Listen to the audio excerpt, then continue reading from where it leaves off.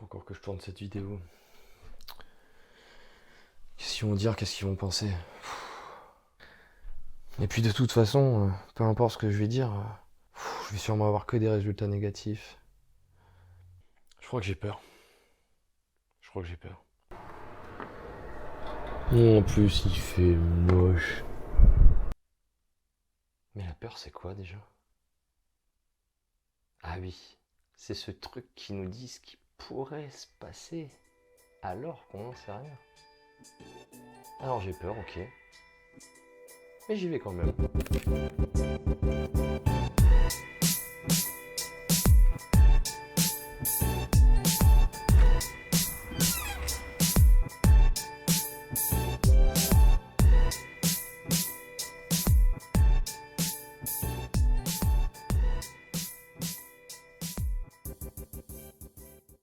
À la base, la peur, c'est un réflexe physiologique qui s'est constitué en nous afin de nous permettre de mieux réagir à un danger réel.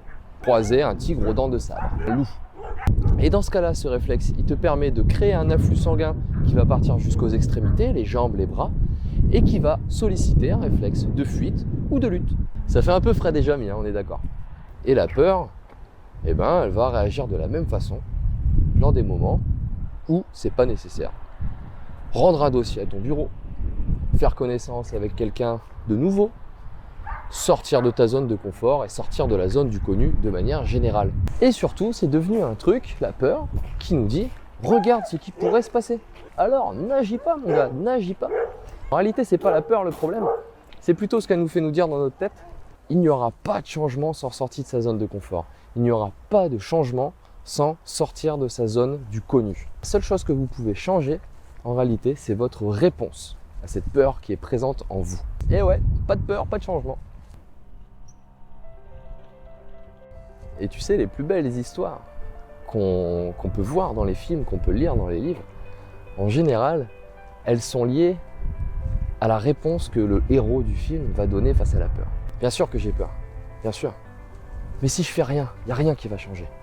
Alors que tu aies peur, c'est normal, c'est même nécessaire. C'est magnifique d'avoir peur parce que ça fait de moi un héros qui traverse son aventure personnelle. Parce que cette peur, pour moi, elle me disait que le changement que j'étais en train de mettre en place, c'était quelque chose d'important qui allait aboutir justement à ce que je recherchais. Je vais même te dire un truc, entre la peur qui nous fait nous projeter dans l'avenir et nous dire « Oh, regarde comment ça va se passer », la peur était injustifiée. En fait, j'allais de petits renseignements en petits renseignements, de petites actions en petites actions, et chacune de ces petites actions représentait de petites peurs que j'ai pu franchir. Alors le message de cette vidéo, en fait, il se résume assez rapidement.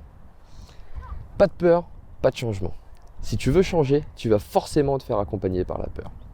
Et cette peur, non seulement elle est nécessaire, mais en plus de ça, c'est celle qui va te guider vers les choses qui sont vraiment importantes pour toi. Alors du coup, voilà ce que je te propose.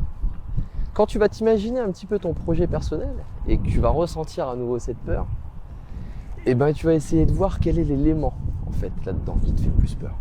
Et tu vas probablement te rendre compte qu'en fait cet élément, il te fait peur, mais en réalité il t'inspire. Et en réalité, c'est vraiment la direction que tu as envie de prendre. Remercie encore une fois la peur d'être là, accepte-la comme guide et ne t'en sers pas comme excuse pour ne pas agir. Parce que tout ça, ça ne dépend que de toi. Parce que vivre sans peur, c'est à peine survivre à la lassitude et au sentiment de vide dans nos vies. Laisse ta peur se présenter. Vois comment elle peut te guider. Comprends qu'elle est nécessaire à ton changement et qu'elle te mène tout droit vers le début de ton aventure personnelle.